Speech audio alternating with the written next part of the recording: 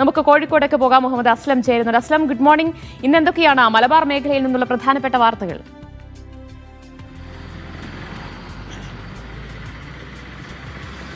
കോഴിക്കോട് ജില്ലയിൽ CPM-ൽ ചില വിഭാഗീയ ശ്രമങ്ങൾ പ്രവർത്തനങ്ങൾ തലപൊക്കുന്നതാണ് ഏറ്റവും പ്രധാനപ്പെട്ട രാഷ്ട്രീയ വാർത്ത. കോഴിക്കോട് CPM-ന്റെ ജില്ലാ സമ്മേളനത്തിൽ ജില്ലാ കമ്മിറ്റി രൂപീകരണത്തിൽ വടകരയിൽ നിന്നുള്ള PK ദിവാകരനെ ഒഴിവാക്കിയ നേരത്തെ തന്നെ അണികൾക്കിടയിൽ പ്രതിഷേധം ഉണ്ടായിരുന്നു. അവർ അവരുടെ വാട്സപ്പ് ഗ്രൂപ്പുകളിൽ മാത്രം ചില കാര്യങ്ങൾ പ്രതിഷേധം അറിയിച്ച് മുന്നോട്ട് പോവുകയായിരുന്നു. അതേസമയം ഇന്നലെ അത് പരസ്യ പ്രതിഷേധത്തിലേക്ക് വന്നു എന്നുള്ളതാണ് പ്രത്യേകത. വടകര മണിയൂരിൽ 50ഓളം പ്രവർത്തകർ, CPM അംഗങ്ങളടക്കമുള്ള പ്രവർത്തകരാണെന്ന് നമ്മൾ മനസ്സിലാക്കുന്നു. അവർ പ്രത്യക്ഷമായി പ്രതിഷേധ പ്രകടനം നടത്തിക്കൊണ്ട് ആ PK ദിവാകരൻ പുറത്താക്കിയ നടപടി ശരിയായില്ല. ചില ആൾക്കാർ പാർട്ടി സ്വന്തം അവർക്ക് ഇഷ്ടമായ രീതിയിലേക്ക് പാർട്ടിയിലേക്ക് കൊണ്ടുപോകുന്നു. അത് അംഗീകരിക്കാൻ കഴിയില്ല.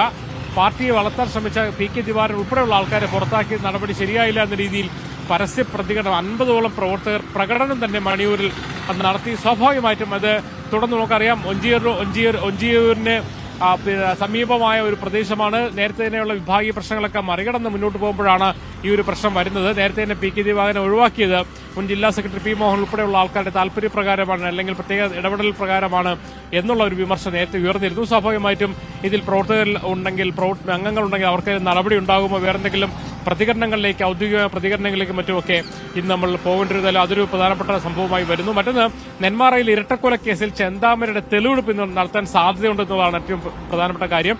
അയാളുടെ കസ്റ്റഡി ഇന്ന് പോലീസ് വാങ്ങിയാൽ 12 മണിയോടുകൂടി തന്നെ ഈ ഇരട്ടക്കൊല നടത്തിയ സ്ഥലത്ത് കൊണ്ടുപോയി ആ ഒരു കൊലപാതകം റീക്രിയേറ്റ് ചെയ്തുകൊണ്ടുള്ള തെളിവെടുപ്പിലേക്ക് പോകും. സ്വാഭാവികമായിട്ടും ചെന്താമരയ്ക്കെതിരെ വലിയ പ്രതിഷേധം ആ പ്രദേശത്ത് നിലനിൽക്കുന്ന സാഹചര്യത്തിൽ വലിയ സുരക്ഷാ ക്രമീകരണങ്ങളൊക്കെ നടത്തിയിട്ടാണ് ആ തെളിവെടുപ്പിലേക്ക് കൊണ്ടുവരിക. എന്നാൽ പോലും സ്വാഭാവികമായിട്ടും അവിടെ ജനങ്ങളുടെ പ്രതിഷേധം ഉണ്ടാവാനുള്ള സാധ്യതയും തള്ളിക്കളയാൻ കഴിയുന്നില്ല. മറ്റൊന്ന്, കോഴിക്കോട് നടന്ന ഒരു കൊലപാതകവുമായി ഒരു ആത്മഹത്യ ചെയ്ത സംഭവവുമായി ബന്ധപ്പെട്ട പ്രതികൾ ഒളിവിലാണ്. അവരുടെ ശ്രമം നടക്കുന്നുണ്ട്.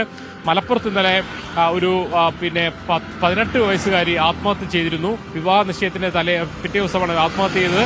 അതുമായി ബന്ധപ്പെട്ട ഒരു സുഹൃത്തും ആശുപത്രിയിലാണ്. അത്തരം കാര്യങ്ങളുമായി ബന്ധപ്പെട്ട കേസുകളും മുന്നോട്ട് പോകേണ്ടതുണ്ട്. ഏതായാലും നെന്മാറയും വടകരയിലെ രാഷ്ട്രീയ സംഭവവികാസങ്ങൾ മാത്രമായിരിക്കും പ്രധാനപ്പെട്ട ചർച്ച, അല്ലെങ്കിൽ പ്രധാനപ്പെട്ട വാർത്തയാവാൻ സാധ്യതയുള്ള കാര്യങ്ങൾ. ദിവ്യ, എന്തായാലും വടകരയിൽ CPM-നകത്തെ പ്രശ്നങ്ങൾ, പ്രതിഷേധങ്ങൾ തന്നെയാണ് തുടർ വാർത്തകളായി ഇന്ന് നമ്മൾ പ്രതീക്ഷിക്കുന്ന ഒരു കാര്യം.